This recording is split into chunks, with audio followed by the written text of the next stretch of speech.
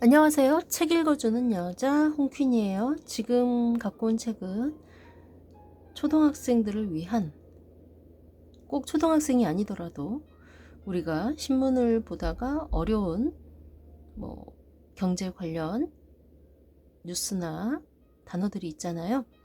쉽게 재밌게 설명한 좋은 책이라는 생각이 드는데요. 아이들을 위해서 썼기 때문에 쉽게 어른들도 이해할 수 있어서 나이와 상관없이 보면 좋겠지만, 제 영상을 듣는 분들 중에 혹시 10대들이 있으면 잘 한번 들어봐 주세요. 제목은 문해력과 경제 상식을 동시에 키워주는 하루 한 장 초등 경제신문, 윤지선, 김선지음, 매경주니어에서 나왔습니다. 읽어드리고 싶은 페이지가 많은데 그 중에 조금만 읽어드릴게요. 환경을 보호하면 나라 빚을 깎아준다. 환경과 부채의 맞교환. 환경보호는 전 세계의 가장 큰 관심사 중 하나예요. 하지만 가난한 나라는 환경보호보다는 나라를 발전시키는 게 더 급하죠. 이에 환경 스와프를 통해 환경과 개발 두 마리 토끼를 잡는 방법을 생각해냈어요. 환경 스와프는 개발도상국이 외국에 진 빚을 선진국의 금융기관, 환경단체 등이 대신 갚아주는 대신 해당 나라가 환경보호에 투자하는 방식이에요. 예를 들어 에콰도르 정부가 갈라파고스 섬의 환경을 보호하기 위해 노력한다면 다른 나라나 단체가 에콰도르의 빚을 대신 갚아주는 거예요. 그 대신 에콰도르 정부는 그 돈을 갈라파고스 섬의 환경 보호에 사용하게 되는 거죠. 이렇게 환경 스와프는 개발도상국의 빚을 줄이면서도 환경 보호에 도움을 줄 수 있는 좋은 방법이에요. 1987년 미국의 한 환경단체가 볼리비아 정부와 처음으로 환경 스와프를 했다고 해요. 이렇게 환경 스와프는 환경 보호를 위해 중요한 역할을 하고 있어요. 네, 참고로 스와프라는 뜻은 맞바꾸다, 교환하다 라는 뜻이고, 자, 그 다음에 녹색 채권, 그린워싱, 이런 단어는 무슨 뜻일까요? 녹색 채권은 기후변화 대응이나 친환경 사업에 사용할 자금을 마련하기 위해 발행한 채권을 말해요. 그린워싱은 기업이 구체적인 친환경 사업을 하고 있지 않지만 친환경 사업을 하고 있는 것처럼 홍보하면서 소비자를 속이는 것을 말해요. 가짜 친환경이라고 생각하면 돼요. 그렇군요. 자, 다음 페이지 한번 읽어볼까요?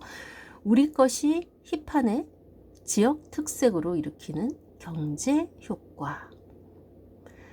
로코노미는 지역, 로컬과 경제, 이코노미의 합성어로 지역의 특색을 담은 제품과 서비스를 소비하는 새로운 유행을 말해요.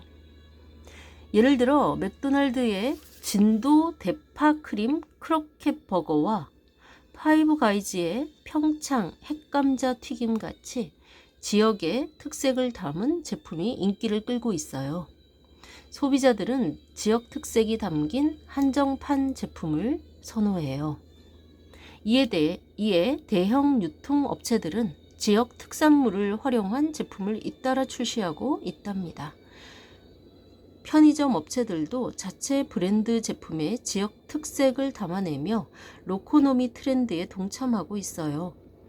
한국의 맛 프로젝트를 통해 꾸준히 지역 특색을 입힌 상품을 판매하는 맥도날드는 매년 여름 한국의 맛 버거 메뉴를 한정 상품으로 팔고 있어요. 파리바게트는 제주 특산물인 우도 땅콩을 사용해 만든 마음 샌드를 제주도 일부 매장에서만 판매하는데도 누적 판매량이 1000만 개를 넘어설 정도로 인기를 끌고 있어요. 이처럼 로코노미 트렌드가 인기를 끄는 이유는 소비자들이 지역 특색이 담긴 제품을 이색적이고 특별한 경험으로 여기기 때문이에요. 로코노미는 지역 경제 발전에도 도움이 된다는 점에서 소비자들의 관심이 높아지고 있답니다. 네, 한정판이라는 뜻은 한정된 수량만 생산하고 더는 만들지 않는 물건이나 상품. 트렌드는 경향이나 유행. 자, 그 다음 로코노미라는 뜻 다시 한번 볼까요? 로코노미는 지역의 특색을 담은 제품을 생산하고 소비하는 문화 현상을 말해요. 지역이 가진 특수한 가치를 인정하는 것이죠.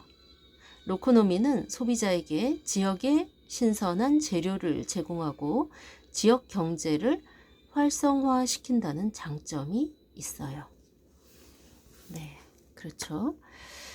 자, 한 번 더 다른 페이지 마지막으로 읽어드릴게요. 진짜처럼 보이는 가짜, 딥페이크 기술의 빛과 그림자. 세상에는 정말 똑똑한 컴퓨터 기술이 많아요. 그 중에서도 인공지능, 즉 AI가 대표적인데 이 기술로 만들어진 영상이나 사진, 글 같은 것들이 점점 더 많아지고 있어요. 그런데 이 기술이 가짜를 진짜처럼 너무 잘 만들어서 진짜 같은 가짜 뉴스나 사진들이 만들어져 문제가 되고 있답니다. 이를 딥페이크라고 해요.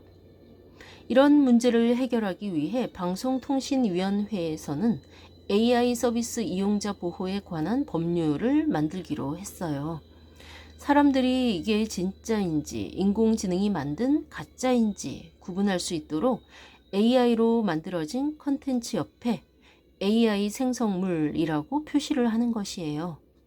또 인터넷에서 사람들이 피해를 보지 않도록 도와주는 온라인 피해 365 센터를 만들었어요. 인공지능으로 인해 생길 수 있는 문제들, 예를 들어 누군가의 사진을 허락 없이 사용하는 것처럼 나쁜 일들을 신고할 수 있어요. 그리고 인터넷에 있는 뉴스가 진짜인지 가짜인지 알 수 있게 도와주는 방법도 마련하기로 했어요. 이걸 위해서 알고리즘 투명성 위원회라는 곳을 만들어서 뉴스가 어떻게 운영되는지 사람들이 알 수 있게 할 거래요. 이렇게 우리나라에서는 인공지능 기술로 인해 생길 수 있는 문제들을 해결하기 위해 여러 가지 방법들을 연구하고 있답니다. 네, 중요하죠. 인공지능 AI란 인간의 지능처럼 문제 해결력을 가진 컴퓨터 과학의 한 분야.